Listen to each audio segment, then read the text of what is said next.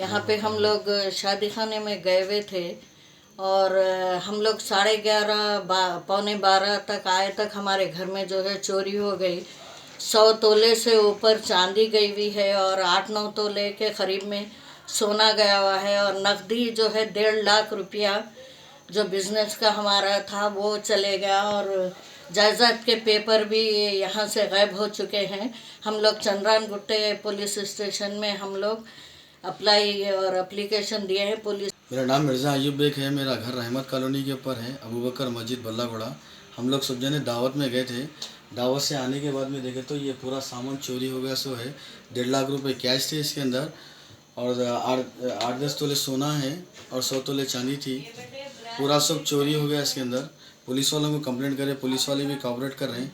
Area के leader लोग भी आए हुए, उलमा भी पूरा कॉपरेट कर रहे हैं हमारे को। अब बाकी अल्लाह के हाथ में क्या करना है, पुलिस के हाथ में, मीडिया को बुलाए, सब पूरा कर रहे हैं। सो है।